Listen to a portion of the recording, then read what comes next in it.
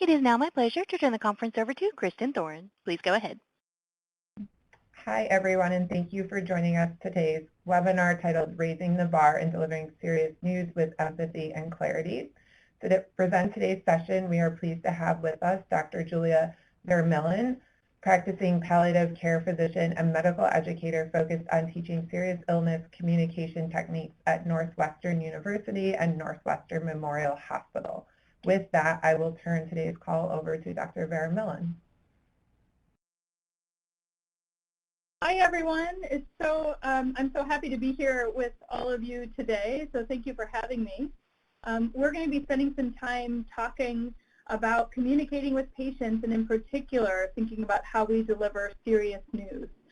As we go today, we're going to be talking about a variety of topics which we'll summarize here in a minute, but I do hope that this can be a discussion, so please feel free to interrupt me, to ask questions in the chat, raise your hand. Anything at any time. I'd really like to tailor this to your needs and your interests as we go. And I have really focused this with the idea of what might be helpful for the frontline clinician. But again, if you have other questions or comments, I'm happy to try to address those during this talk or follow up afterwards as well. So again, thank you guys for having me.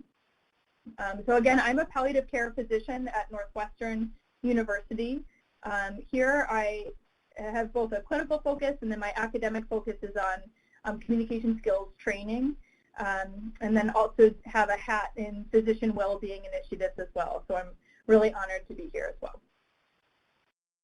So today we're going to try to cover kind of 4 main areas.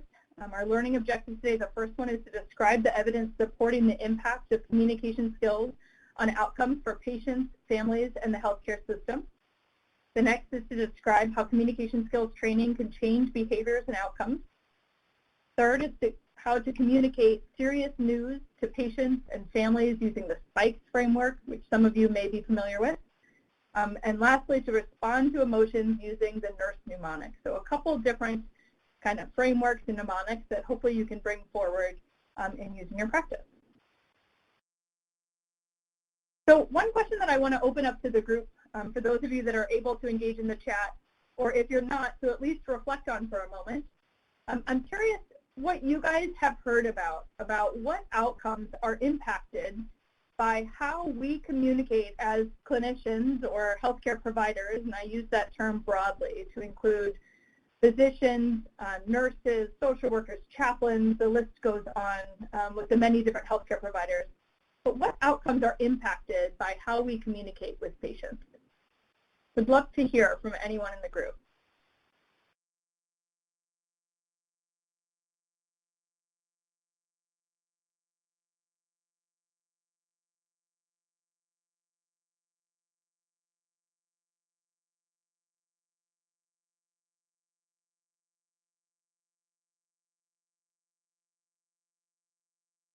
I can see people typing. So I see one participant saying patient understanding, acceptance, compliance with instructions, and overall satisfaction. So yeah, so I'm getting a sense of part of this is how patients feel, their satisfaction. Part of it's how they understand, and also how they then interact, how well they are compliant with the instructions they're given, how well they remain engaged in the care that they continue forward in. I think that's exactly right. And I think what's kind of, at least in my world, I think really cool and exciting is that more and more research has been coming out over the last few decades that show many, many outcomes that are impacted by how we communicate with patients. So this includes not only things like satisfaction, like you guys were commenting on, but it also impacts clinical decision making. It impacts how patients and families use resources in a hospital system and in a hospital. There's patient factors like patient satisfaction as well as patient psychosocial and well-being outcomes. There's impacts on how patients trust in their physicians. Not only how the patient feels satisfied, but also how families are satisfied with the healthcare system. Caregiver psychological outcomes and physician well-being. There have been so many outcomes and studies that have been coming out over the last few decades that begun to be identified in research agendas in a variety of different quality indicators as, ways that both systems and individual physicians can actually be measured with other quality indicators as well.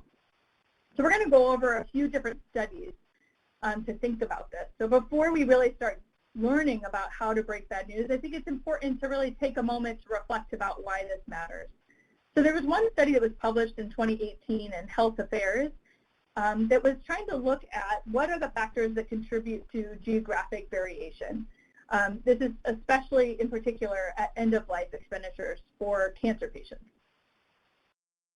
So you may have seen graphs like this. This particular graph is not actually from this study, but is a representative graph showing variations in healthcare expenditures depending on the geographic area that you live in.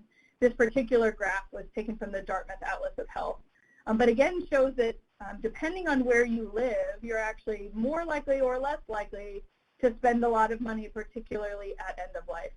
So this study was trying to look at whether this was because of differences in patient beliefs in these different areas, whether this was differences in physician beliefs and practices, or whether this was differences in availability of resources.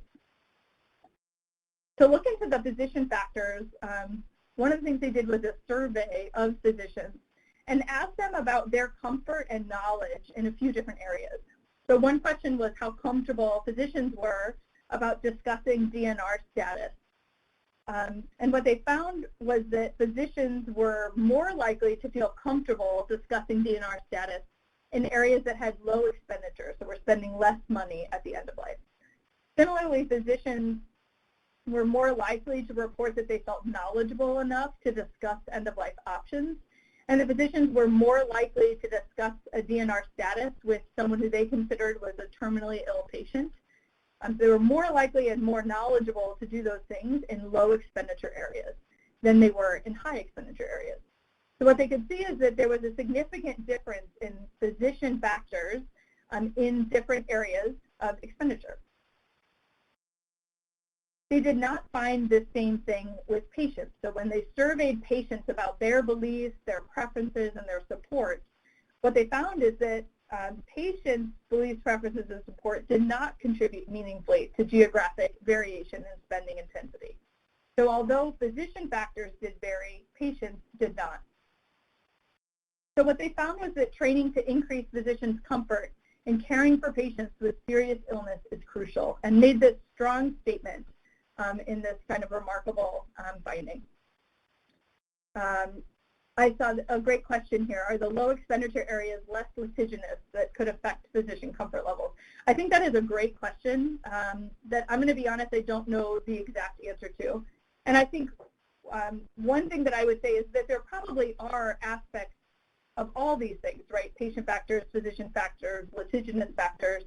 But I think what it does show is that physicians still don't report feeling comfortable talking about these various things or knowledgeable about doing that. So even if they're concerned about litigation, if anything, I would argue that we need to help physicians feel knowledgeable and comfortable that much more if they're going to have to navigate these other external pressures as well. But I think it's a great question, and I agree with you that there's probably lots of things that impact these outcomes. But I would argue that comfort with communication and knowledge about how we communicate is also one of those. So I'm going to go over a few other studies. There was one published by Lilly et al. In 2000, and this was looking at proactive ICU family meetings. And in this study, they were looking at proactively scheduling ICU meetings 72 hours after admission to the ICU. And the purpose of these meetings were to do a few things. The first was to review the medical situation, so to make sure that patient or family surrogates were on the same page as the medical team, to review the patient preferences about different limitations on their care or functional states that were acceptable to them, and then to agree on a care plan, and specifically to talk about this idea of milestones or similar concept as time-limited trials. So to think about how maybe, it's 72 hours into an admission about sepsis, and the patient is willing to undergo ongoing aggressive care if there's hope for recovery, which is very reasonable and in line with everybody's care plan. But in addition to just saying we're going to continue what we're doing, they're going to say we're going to continue doing what we're doing, and over the next 72 hours, we are hoping that we will see decreased pressure requirements. How about potentially decreased oxygenation requirements, potentially hopefully getting off the ventilator. So they will designate both what they're hoping they will see from the care plan over what period of time, and set up a time frame for when you're going to touch base again and be able to discuss again. So how are we doing now? Where are we now? That's what they meant by care plan with quote-unquote milestones. What they found was that the length of stay reduced from 4 days down to 3 days, and there was no increase in mortality. Additionally, there was a decrease in the provider and family non-consensus. And I think what's most remarkable is that the results sustained in a follow-up study even 4 years later, when they just surveyed how this impacted this ICU many years later, even outside of this study. And I think it's pretty remarkable the profound and sustained effects that this study had at this institution. So overall, what they found was that proactive, regular family meetings in the ICU are associated with decreased length of stay and improved consensus with no increase and no change in mortality. Another study was conducted by Lautrec, published in the New England Journal of Medicine in 2007. This is a randomized controlled trial of proactive, again, end-of-life ICU family conferences in the ICU. And they used a values mnemonic that looked at how care was provided and how you supported families with value, the family, you acknowledging emotions, listening, understanding the patient, and eliciting questions, and also had a brochure about bereavement. And what was fascinating about this study was that the caregiver bereavement outcomes at 90 days were significant. So there was decreased PTSD, there was less anxiety, less depression, there was less desire for more information, fewer were receiving psychotropic drugs, and fewer expressed feelings of guilt about what happens for their loved one at the end of life. There was a great question about whether they looked at the impact of clinicians in this study, and the answer is no, but I think that's a wonderful question as well, and something that we'll get to here in just a little bit in some other studies.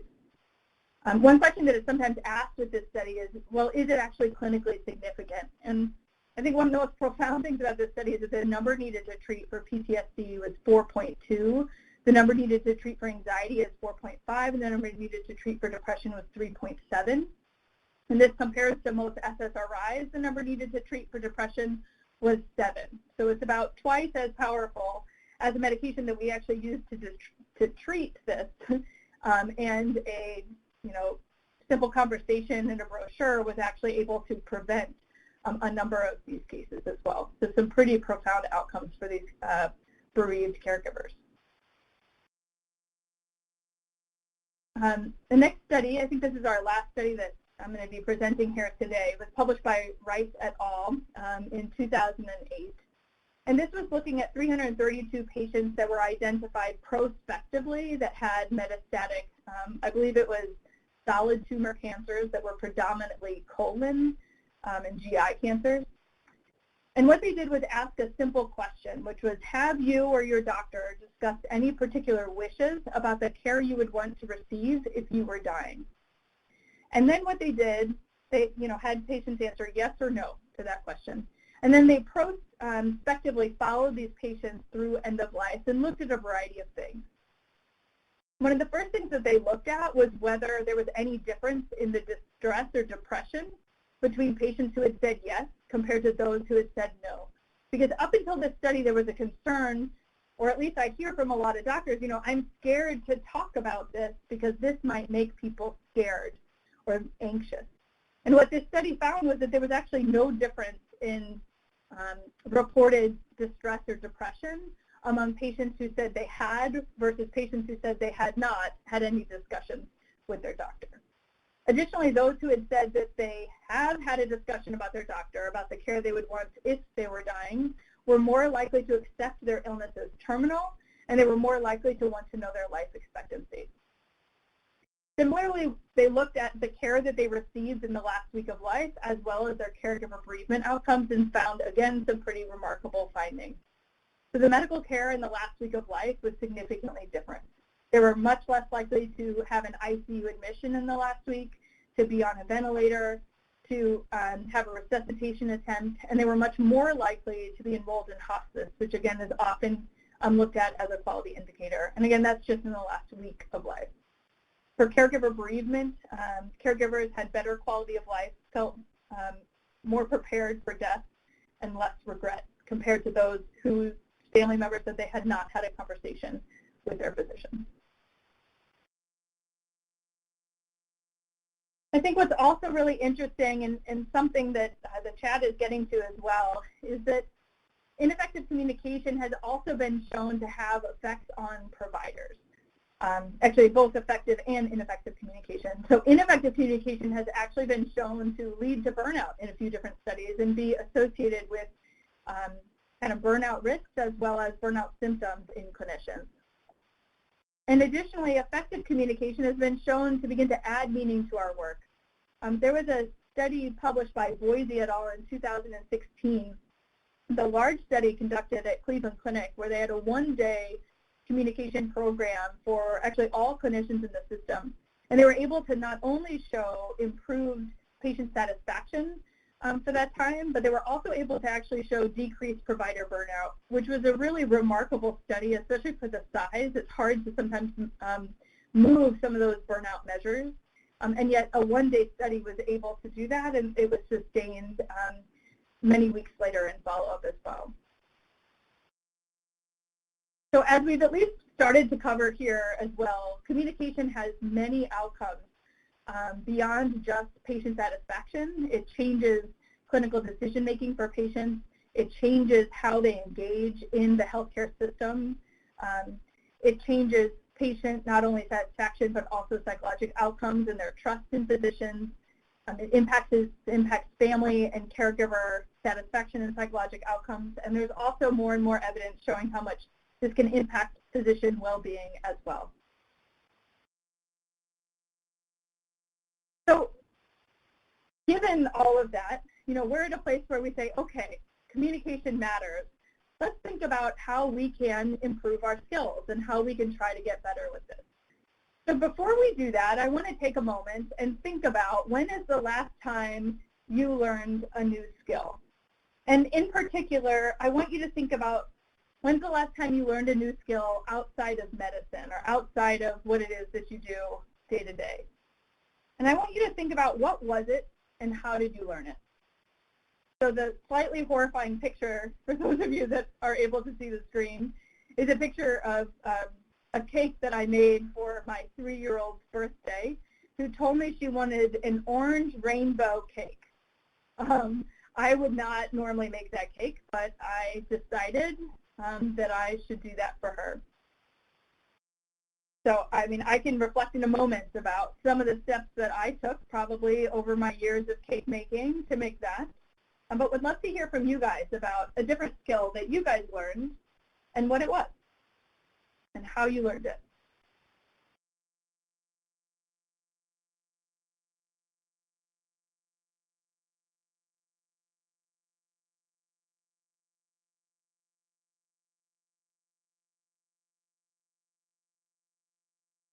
Thank you. I hear people commenting on the food dye distribution.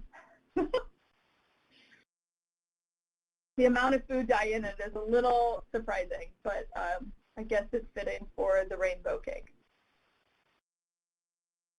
So maybe while others are thinking about a skill that they learned, I can tell you that for me, it probably was a few different things. Number one, I have been baking cakes for a while. I actually really enjoy baking and in particular enjoy making cakes. So this probably wasn't my first cake.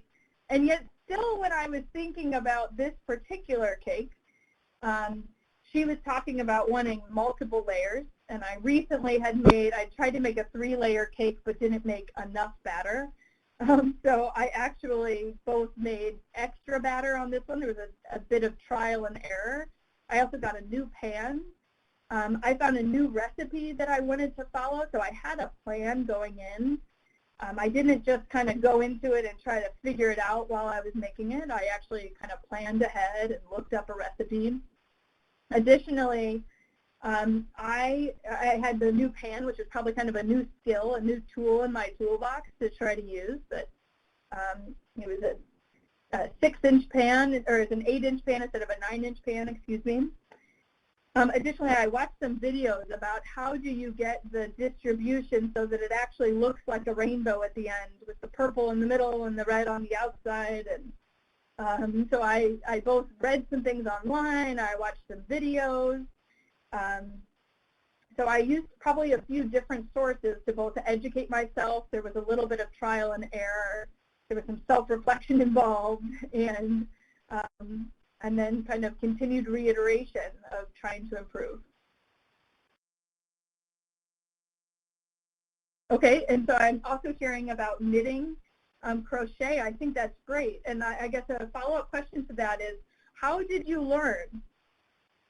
You know, did you just pick up some needles and start going? Did you read a book? Did you learn from an expert? Did you, how did you go about doing that? I hear another, learning how to clean out the black and gray water tanks on the trailer. And you read an owner's manual, that's great. And watching YouTube videos, wonderful. And then hoping for the best. So yeah, there's a little bit of just jumping in there, right? When we're doing a new skill, that to some degree, you plan, you read, you try, but then you kind of just have to jump in there and know that it might not go perfectly, but hopefully it'll go better than if you don't do it at all, and then keep going from there. And then others saying learning for the knitting and crocheting, learning from friends in the team. That's great. Thank you.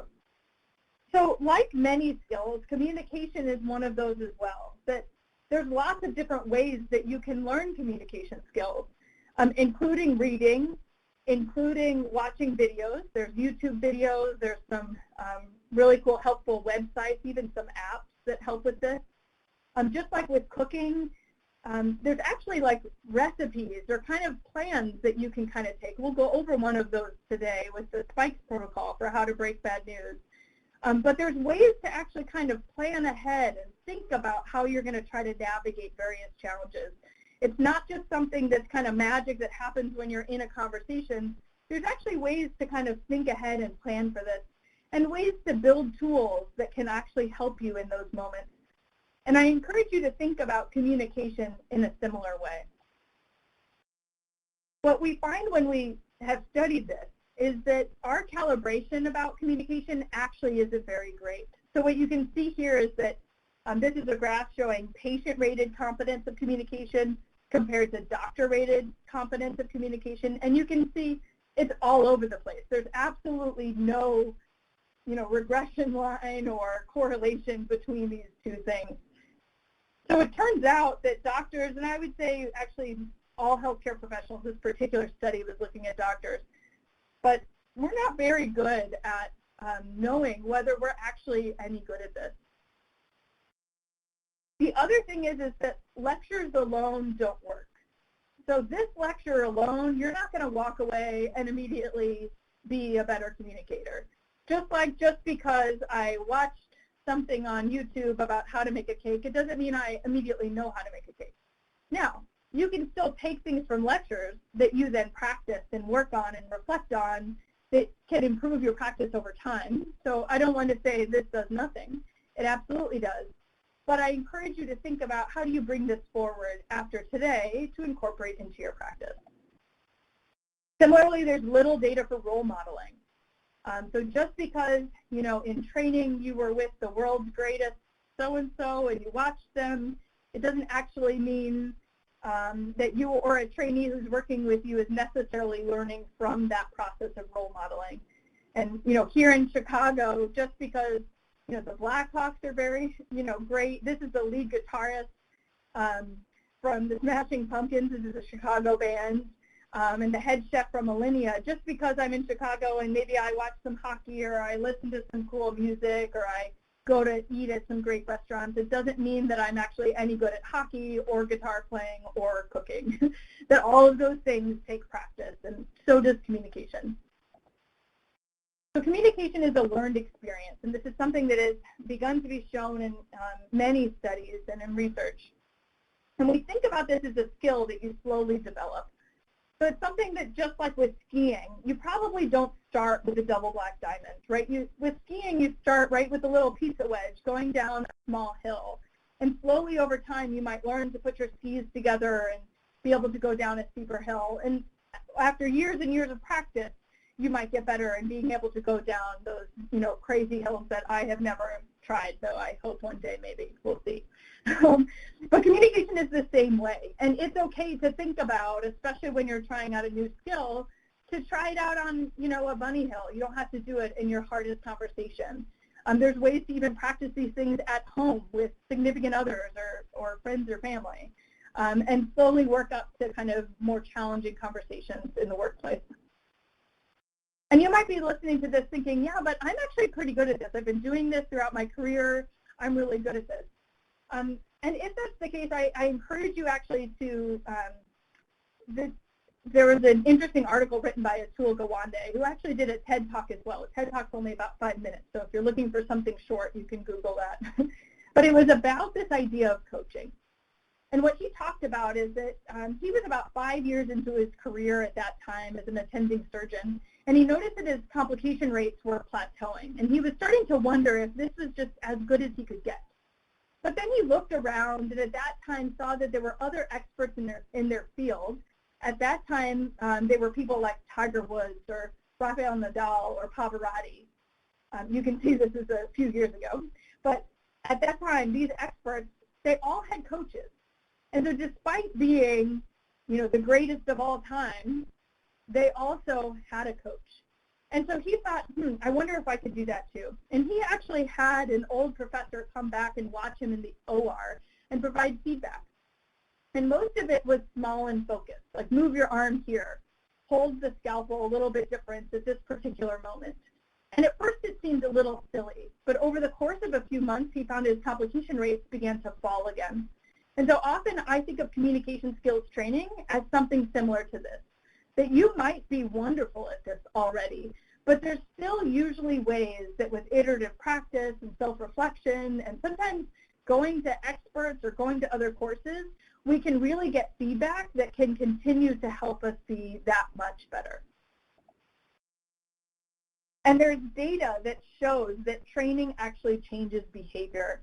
This was a study from kind of a landmark study that was done in 2007 that was a multi-day course for oncology fellows. And the punchline that I want you to see here was just that there was statistically significant changes before and after the retreat. You don't have to look at all the data on this slide, but it was looking at, again, about skills with spikes. Again, we're going to talk about that today, as well as ways to verbally respond to emotion. You're using the nurse mnemonic, which we'll talk about, and was able to show that with a short training, people were able to statistically change how they communicated with patients. And there have been more studies that have come out with that. So now there's studies showing that when physicians have gone through skills training, and there have been APPs and social workers and chaplains who have also gone through this similar training. These studies have been able to show that these clinicians use more empathy, ask more questions to understand, and explore more values. And this is just some data from my local institution where we applied what's called a mastery learning method of training as well. Basically, this is a competency-based education program. So we were able to show that we not only can improve people's skills, but you can actually get people to a standard competency level so that by the end of training, everyone is able to successfully do this. Not just do it better, but everyone can be competent in this skill. So communication skills training changes behavior. And I would encourage you guys to consider thinking about different ways to get feedback and to engage in some of these courses as well. And there's a variety of different training opportunities. I listed 3 here, but there are definitely ones outside of this as well. But there are some through Vital Talk organization. It's a nonprofit organization focused on serious illness communication. The EPIC project is focused on education. This is more specific to palliative and end-of-life care, but it's for non-palliative physicians that has courses throughout the world. And then Academy of Communication and Healthcare as well. Those are just 3 kind of large organizations that have communication courses for providers as well, but I know there's others out there as well. Okay, so in our remaining 30 minutes, we're going to spend some time going over how to deliver serious news. And in particular, we're going to focus on the SPIKE protocol for how to go about doing that. If anyone has any questions of things that we've covered thus far, please don't hesitate to go ahead and put that in the chat box. Okay. So the SPIKE protocol. I love that this is called a protocol because it's not just the mnemonic that has various things you can do, but this is considered actually a protocol that kind of goes in order, in the order of SPIKE. So the first S in SPIKE is setting the scene. So what we're thinking about here is a case where we are going to deliver serious news. You may think of a situation on your own, a situation that you've faced clinically. For the context of conversation, I am going to imagine that we are a primary care physician about to break bad news about a CT scan that showed significant masses throughout the abdomen, including the liver. And in the report, it writes with a serious concern for a GI cancer or colon cancer. So before we go in to have this conversation, one of the things that can be helpful is to think about setting the scene. So some of that is what happens when you first enter the room, that you acknowledge them, you introduce yourself if you don't already know them, or at least say, you know, something like, it's good to see you again, or how are you doing? This sounds obvious, but when we are nervous about some information that we need to give, sometimes we actually forget the normal human interaction things that we should otherwise be doing. So it's important to still think about, how do I still acknowledge them as a human? How do I sit down ideally?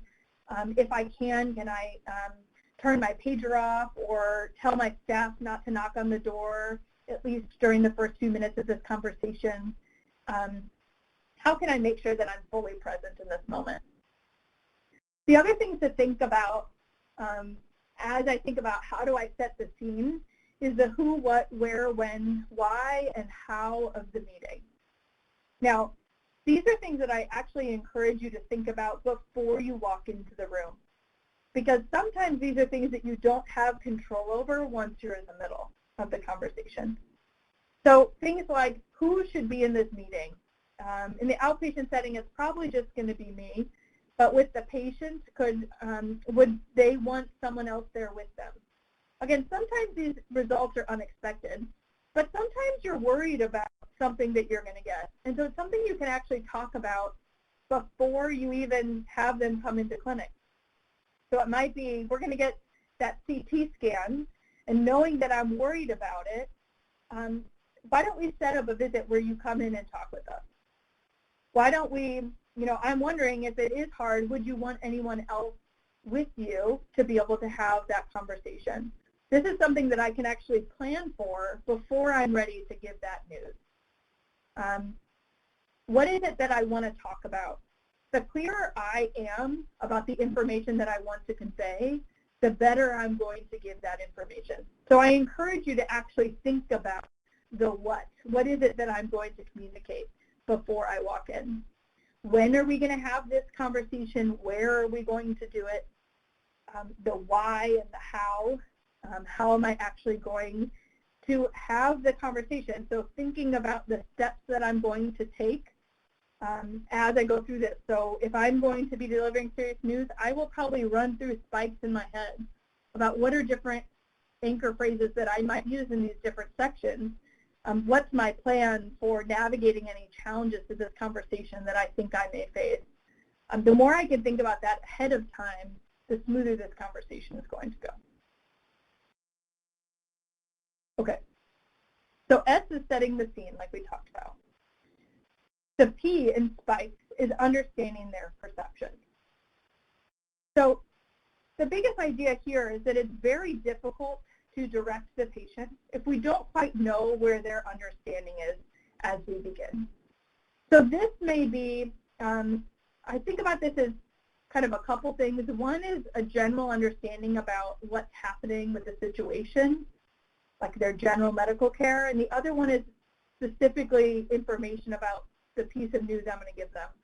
So in our context of the CT scan, it might be something like, you know, I just want to make sure that we're on the same page, and I'm wondering, can you tell me about what you understand about what's happening now?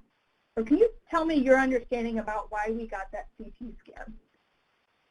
This will help me understand whether they have any idea about what I'm about to tell them. And sometimes you say this and you find out that the patient or the family that's there has a really clear understanding about not only why you got the scan, but also what you're worried about, and in some ways makes it easier to break that news.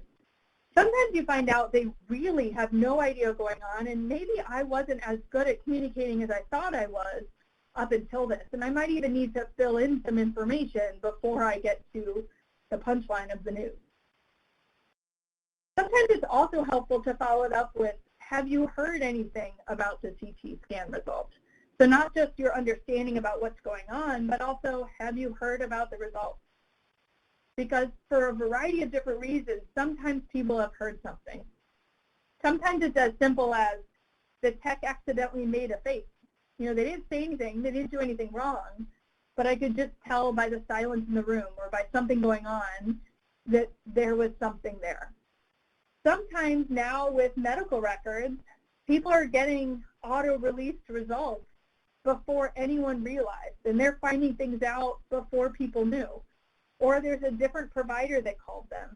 For a variety of reasons, sometimes people have actually heard about the results before you've given it to them. So finding out before you start is really helpful. This will, again, help you be clear in communicating the results and also know whether this is completely out of left field to the patient or whether this is something they're expecting. Okay. So after setting the scene, you know, introducing myself if I'm new, or at least acknowledging them as a human, sitting down, turning my pager off, asking them their understanding about why we got that CT scan, and asking them if they've heard about the results. At this point, I'm starting to get ready to give the news, but it can be helpful to get an invitation first. And what this looks like is usually a pretty simple phrase like, I have the results of the CT scan. Is it okay if we go over that now? Or I'd like to go over the CT scan now. Is this an okay time for you? I'm curious if anybody on the chat could tell me, why do you think this is a helpful step?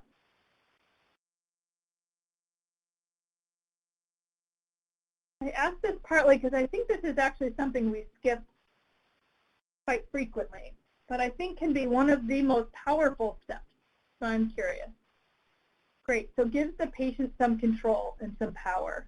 That is wonderful, and I completely agree. So in this moment where their life feels really out of control, we give them a sense of power. And in case they don't want someone in the room, that's right. So we might be about to share results, but they actually don't want you to share in that moment. Or sometimes they want somebody else in the room. You know, I've had people say, oh, wait, hold on, my husband just stepped out to go to the bathroom. I had no idea that that partner was even there. But they, you know, will say, oh, they just stepped out. And I'm so thankful that they told me that they wanted to wait. Sometimes I'll even have people say something like, well, if it's bad news, don't tell grandma. Now, we might need to do a little bit of work to figure out if grandma wants to hear this news, you know, especially if it's bad news. But at least I figured out I need to do that work before I both gave them horrible news and potentially offended them personally or culturally. So sometimes this question can help in a lot of different ways. I think the other thing that this question does is it kind of sends a subliminal message that, hey, I'm about to talk about something hard. Because at least in most people's, you know, normal vernacular, we would not say something like, if it's okay, I'd really like to go over that CT scan now. It's totally normal. That is not something we would do, right? You would be like, oh my gosh, why did you do that? Like, you just scared me. So just by asking this question, is it okay if we go over the CT scan results now? I have those results and I'd like to share those with you. It prepares the person listening that you're about to tell me something. It's just like if your significant other said to you, hey, we need to talk. You're like, oh gosh, what's going on? So for a lot of reasons, getting an invitation could be really powerful. 90% of the time, the person says, okay, yeah, and you move forward. But I swear 5 to 10% of the time, it really saves you. So I incorporate it into practice all the time. As often as you can, try to ask invitations before you move forward in giving hard news. Okay, so we're about ready to give that news. We just said I have the CT scan results. Is it okay if I go over that now? I still recommend giving a warning shot. And this could be a simple phrase like, I have some difficult news. Unfortunately, this is going to be hard to hear. Something, I usually say short. I don't think you need to go on long and drag it on. It can feel hard. But to still give them some warning that what you're about to say is going to be hard to hear can help the person brace themselves and get ready for what you're about to hit them with.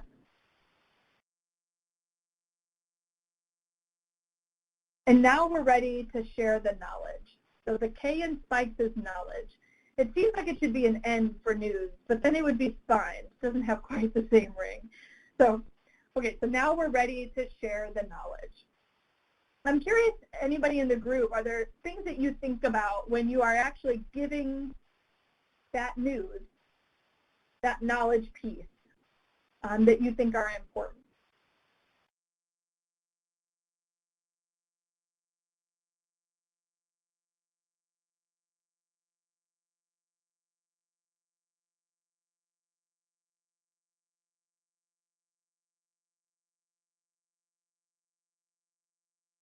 Kindness, I love that. Can you tell me more what you mean?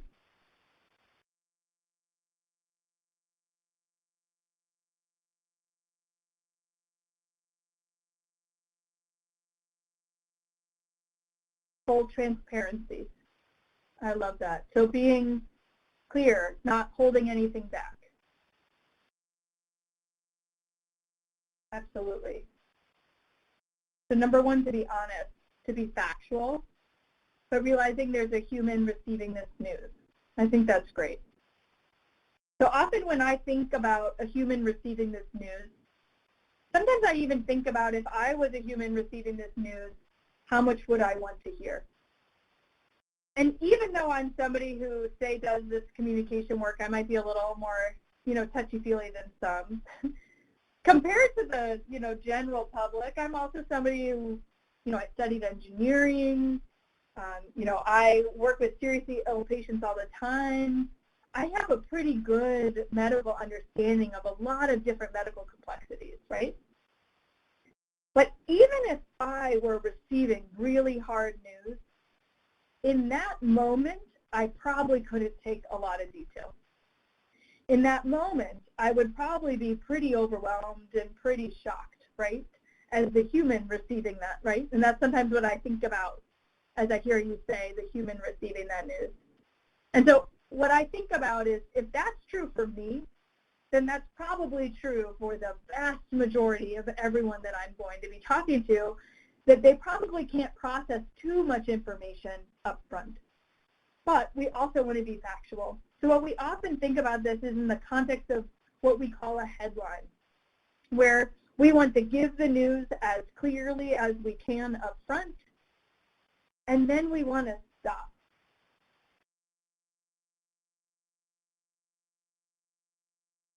Because this is going to be a lot for them to process. So in that headline, just like the headline of an article, it should summarize the punch of the story. And if they were to call their best friend, their sister, their significant other, whoever that person is, that they're going to pick up the phone and call right afterwards, what's that summary line that they would say if they picked it up? They would say, the CT scan found, right? So we want to summarize it. So in our case, it might be something like the CT scan showed masses and they're worried it might be cancer. You know, depends on the situation what that headline is. But you want it to both summarize what the finding is and what it means so that they don't have to do the interpretation about what this means. You know, if they already had cancer and it was spreading, you know, it might be something like the cancer is spreading and shows that the chemo you're on is not working, right? So what does it show? What does it mean? And then stop. How long you stop for, there's no good data on that. Some studies will say 3 seconds. Some studies will say 10 seconds.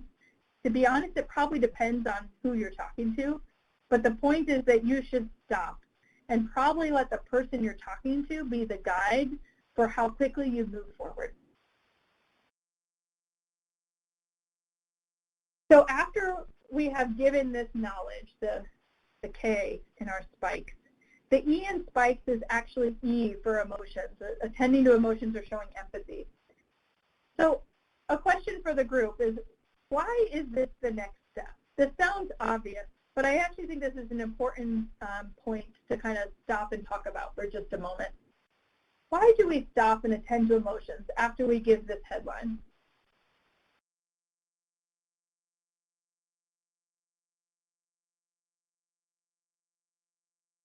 Yeah, give time for the news to sink in, and there will be questions, and be there to answer their questions. I agree.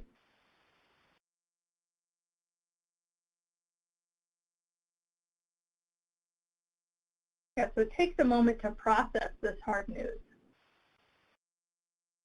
To verify and probably validate their feelings, I completely agree.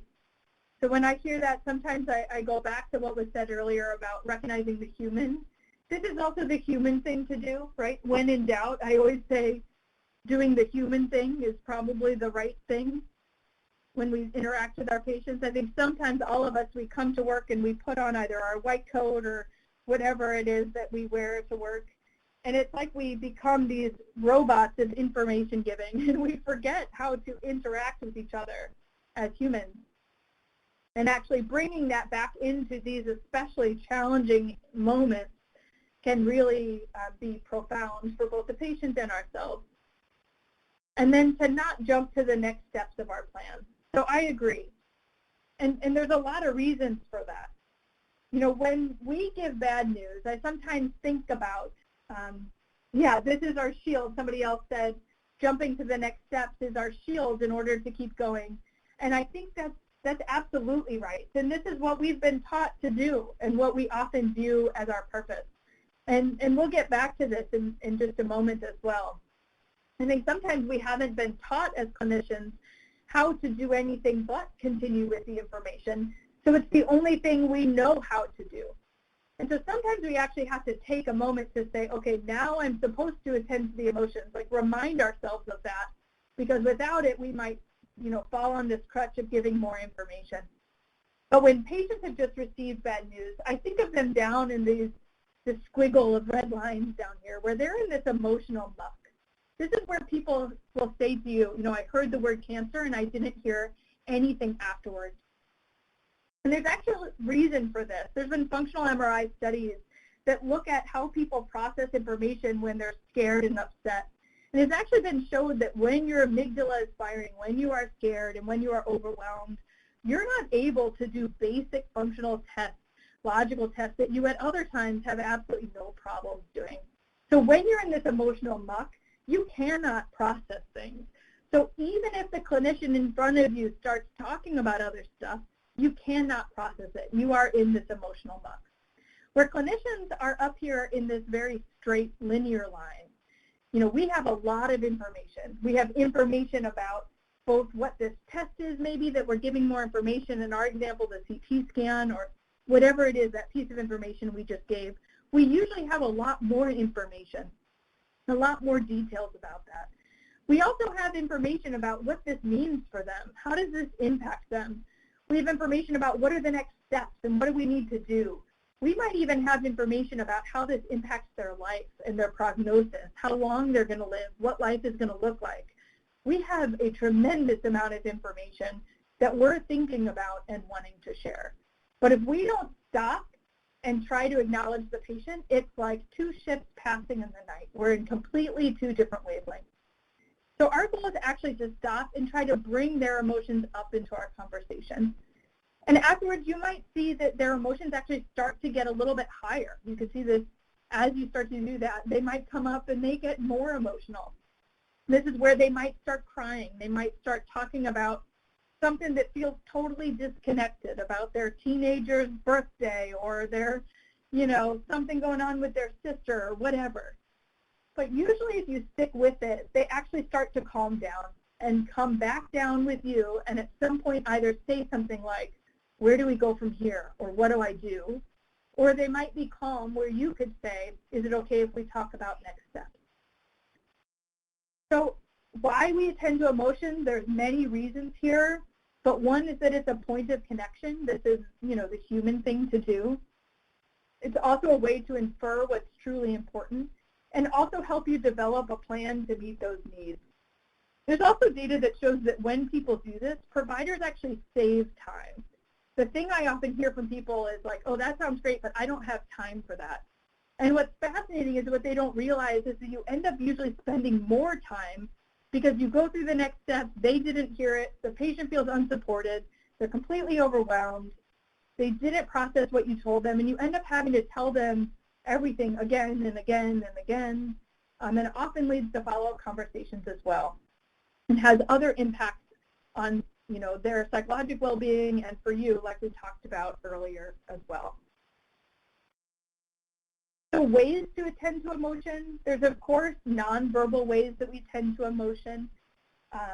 Things like silence, you might be leaning in, you might change the tone of your voice, you might offer tissues, you might put a hand on their arm or their knee or something like that. So there are nonverbal ways that we attend to emotion. But there are also verbal ways to recognize and respond to the emotions that you are witnessing. And these are concrete things that physicians and clinicians can learn how to do. And so this is the nurse mnemonic that can be really helpful. So N is for naming. These are ways that you can name the emotion. So things like, I can see this is hard, or I can see how shocking this is to hear, or just, this is awful, this shouldn't be happening. These are ways that you name what's happening in the situation or what you see in front of you. The next one is understanding. So this is ways that I express I get it, but actually I encourage us to try to avoid the phrase I understand, because even if we've been through a similar life situation, we're not sitting in their shoes in this exact moment in their exact life. But I think when we say that, what we're trying to express is I get it and I hear you. So I encourage us to use the phrases like, I can't imagine how overwhelming, or I can only imagine how hard this is to hear, or anyone would feel upset right now, or something like that that expresses I get it without saying I'm feeling the same thing you are. R is for respect. These are statements of respect or praise that I think can be incredibly powerful. These are things like, this isn't your fault, you've done everything right, or I can see how much you love your father, I can see you are such an amazing advocate for your wife. These are ways that you respect an underlying value of the person that you're talking to and show respect to them as an individual. S is for supporting. So these are statements like, I'm going to be here to answer any questions as we go forward. And with this one, I always say, promise what you can promise. Sometimes people say, well, especially if they're, say, a hospital-based physician, they'll say, well, I won't always be there. But you might be able to say, I'll be here until 7 o'clock. And then after that, my partner is going to be here. And we as a team are going to be here to make sure you get the care that you need. And so promise what you can promise. But still showing that you're going to be there to support them can be helpful in these hard moments.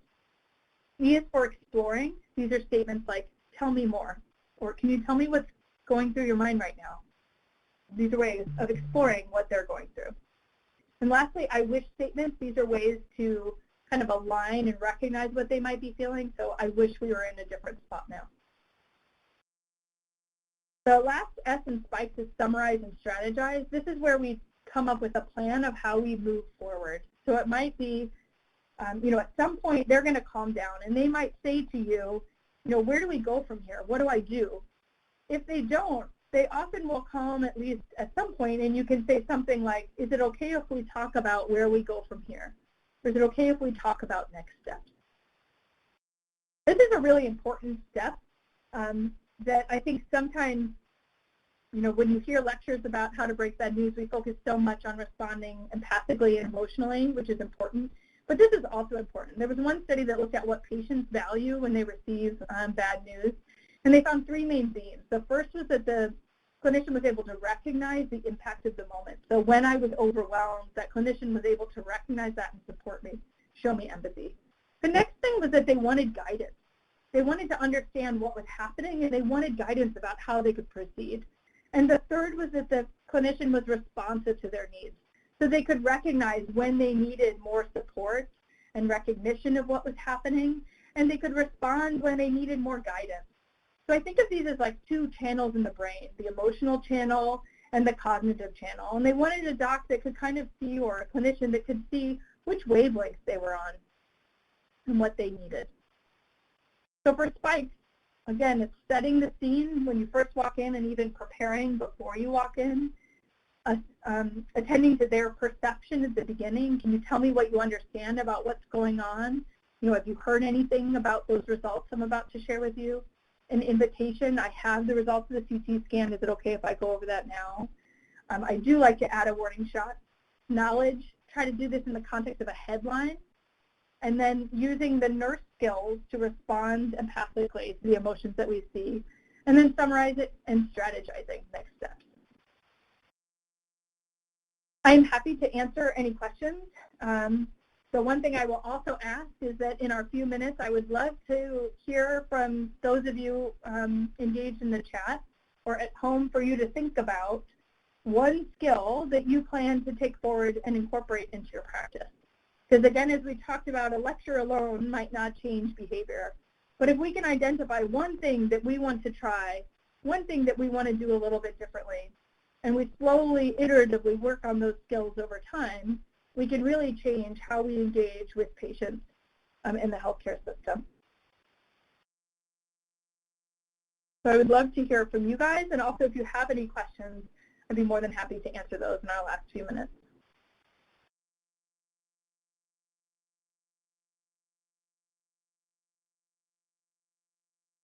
Great, so I'm hearing pausing. It's important to listen and give space rather than going forward. I love that.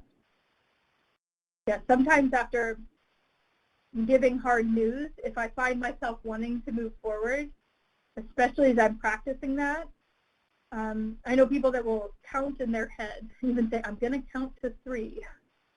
Something to encourage us to hold that space with someone.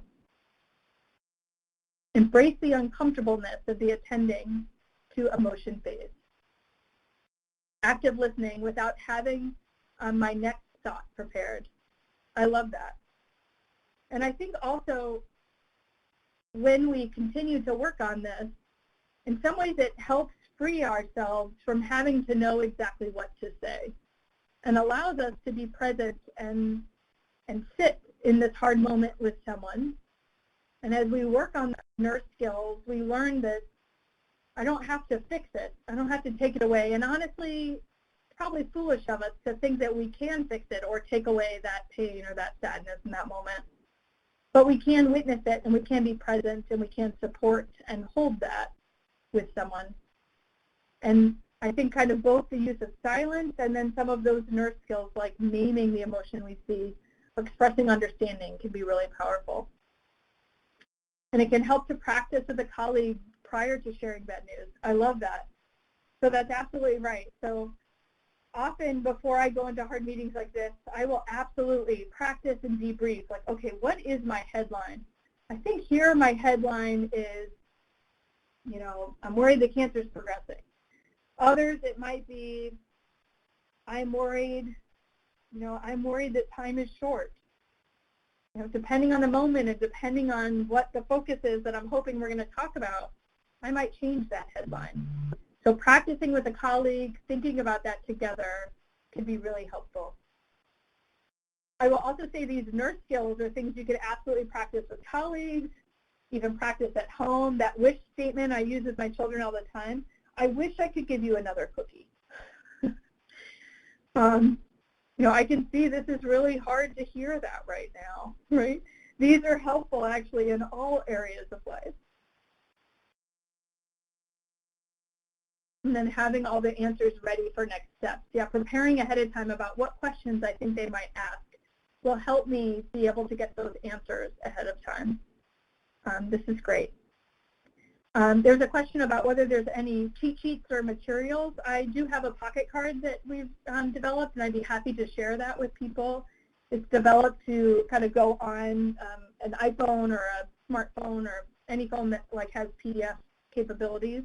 So I'm happy to share that. There's also some websites, in particular with the Vital Talk organization, that has a variety of different mnemonics for a variety of different conversations, for goals of care conversations, for disclosure of prognosis, and there's an app called Vital Talk Tips that can be helpful too.